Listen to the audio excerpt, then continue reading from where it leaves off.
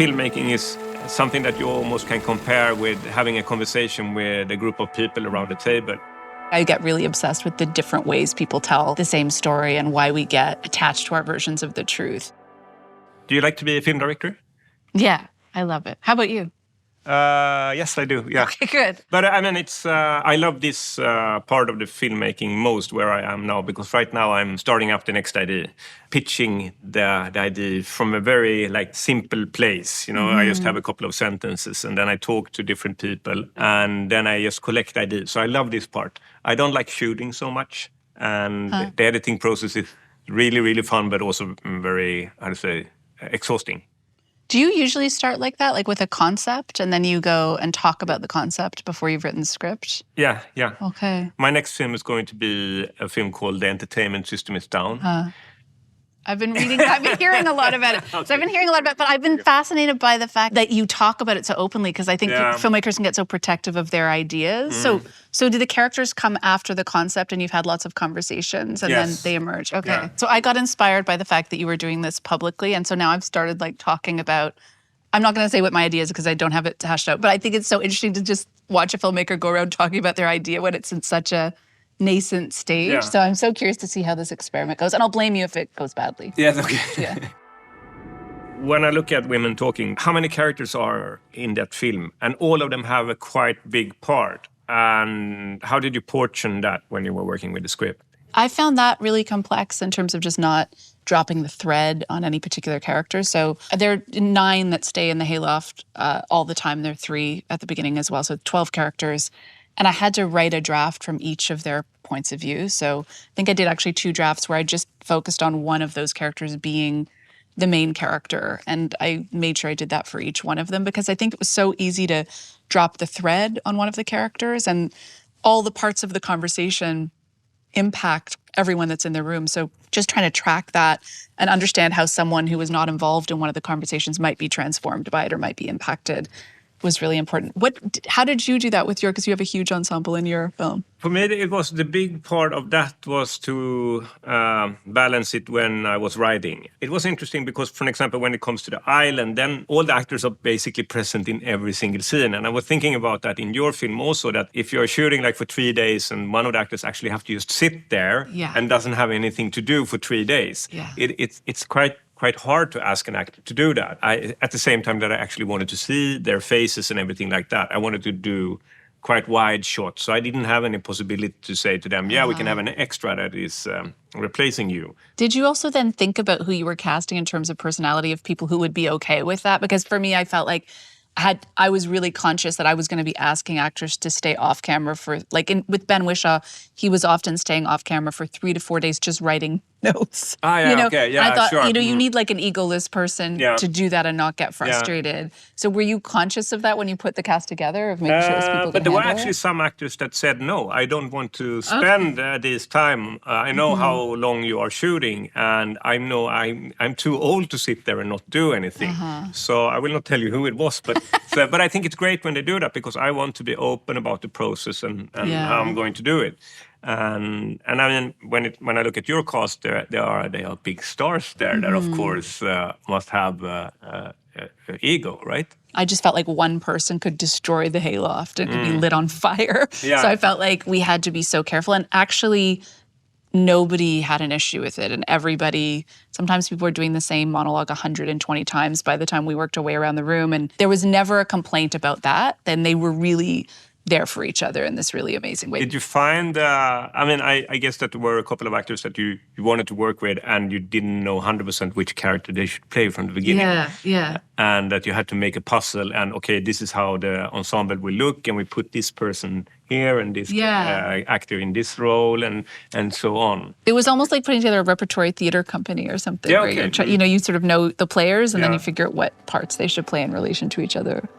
Did you have something that you felt like you learned from the process of making Triangle of Sadness that you'll carry forward? I didn't have a breakthrough moment when I was doing this film. And I always look for that breakthrough moment when you feel like, there something came up that I didn't expect to come up. And I felt like, wow, it really breakthrough and it became so much better than I could expect. When we started to shoot on the island. Dolly de Leon comes into the film for real. I was very nervous if she is going to carry the role and manage to transform from the bottom of the hierarchy to the top of the hierarchy in 3 scenes, because that was basically how it was written.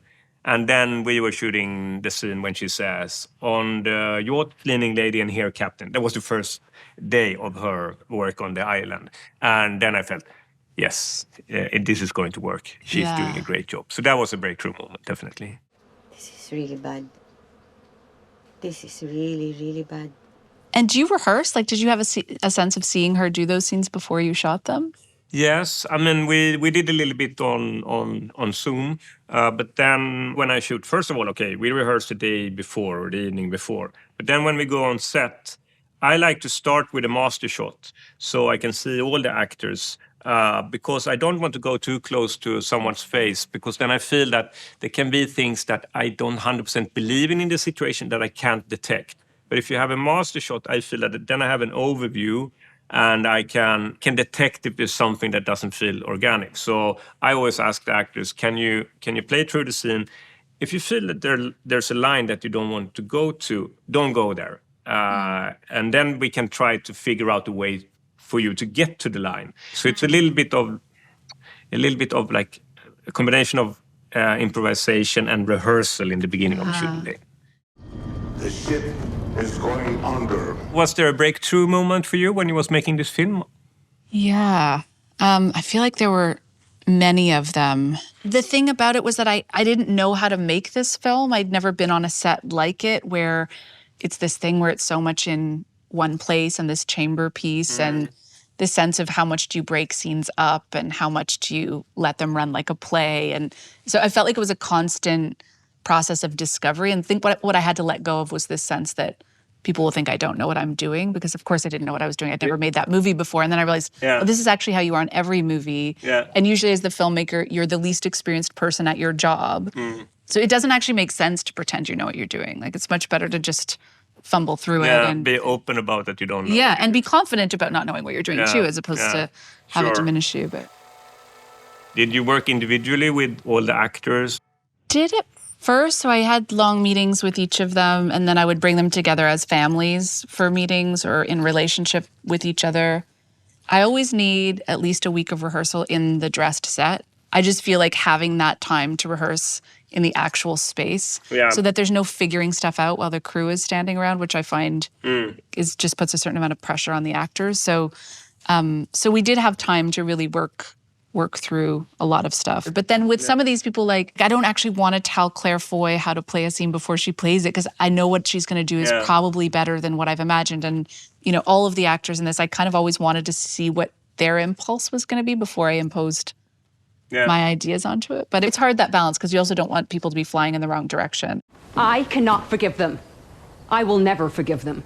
Did you experience like, oh no, this is not right? Yeah. Of course you did, but you don't have to tell me in which moment this happened. But did you? No, but actually I didn't do that really, because I think that during my casting process, I do a lot of improvisations with actors, and I have to feel that they are, how to say, grounded in the character in some way. Oh, you mean in terms of the actors? No, I don't think I had a moment of doubt about the actors.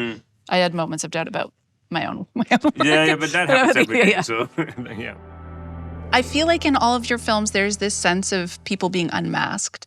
So there's an artifice, and then we get underneath the artifice. And often it's the more sort of complex aspects of human nature. Is there something in your life, or there were experiences in your life that made you kind of start turning around that idea a lot of who are people really? I have one memory of my childhood when I was maybe around 10 years old, that later on became a scene in my second feature film, in Voluntary. And it is that I'm almost falling asleep in the lap of my mother, and we are visiting the neighbors on the island of Styrsö, where I live. And all the adults have been drinking a little wine, so they get a little bit drunk and they have this conversation. And all of a sudden I hear my mother say to the man that is sitting across the table, "Johan, can't you look at me also when you're talking? Because it feels kind of strange when you're only looking at Elizabeth. If we are 3 people around the table, I think you should look at everyone around the table."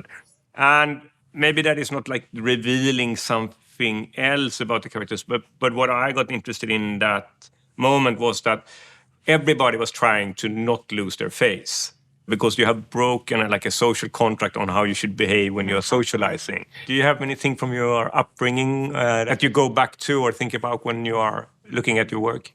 Yeah, I think that I come from a family of skeptics. So there's a sense that whatever story you're telling is probably not true or exaggerated or is somehow self-serving in some way. And I think it's a healthy impulse to have, but I think I get really obsessed with the different ways people tell the same story and why we get attached to our versions of the truth. What is memory and how do we grapple with what we're imposing on our memories to make sense of our lives? So yeah. And you feel that you get back to that kind of approach in all your movies, or? I think a lot of them, like there's a lot of dealing with different versions of the truth or trying to find a narrative or trying to not be so attached to them. Do you think about the audience at all when you're making a film, or? Yes, of course. I think about the audience in the way of like, okay, I have an idea of what you want to do. How am I going to communicate it to the audience? Because for me, filmmaking is something that you almost can compare with having a conversation with a group of people around the table. You can't talk in a mumbling way down in the table like this, because then they will not understand what you are saying. So filmmaking is definitely for me like a way of, okay, we have this big screen. The audience is going to sit in a room together. How do I create an experience for them where what I try to communicate is going to have an impact? So I definitely think about the audience. And in which way do you think about the audience?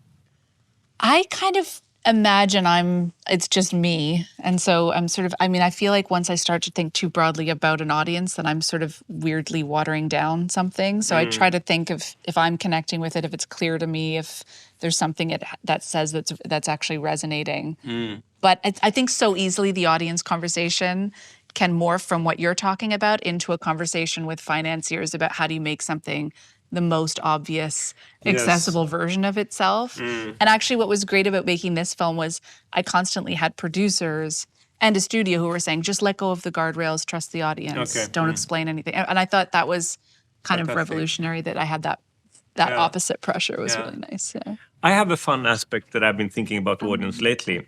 And it is that I would like it to be that when the audience go to a Ruben Östlund movie, they should know it's a risk involved. So when they go into the cinema and they sit down and the film starts, there will be a point in the movie where I'm going a little bit further than they expect me to do. So, and that was like something that I had as a guideline when it came to the storm and the vomiting. Yeah. That if you just do it a little bit, then it's a little childish. But if you go 10 steps further than the audience expect, then something will happen and it will start to mean something. And in this film that I'm starting to work on now, the entertainment system is down. I told you, like, okay, they are in this airplane and there is no entertainment. And the passengers are up to deal with boredom. I was thinking like this, that it's a kid that wants to borrow the iPad of the big brother. And the mother says, no, you have to wait 5 minutes. Then it's your turn. And the kid is like, sitting there dealing with boredom. And then I would like to challenge the audience that now you are going to deal with boredom. Oh, that's so the kid is asking, okay, how much is it left now? Come on now, it's 4 minutes and 30 seconds. Just deal with this. And then to let the characters deal with that in real time and the audience to deal with that in real time. And the goal is to create a scene that will be the biggest walkout in the history of cats. So great. Yay.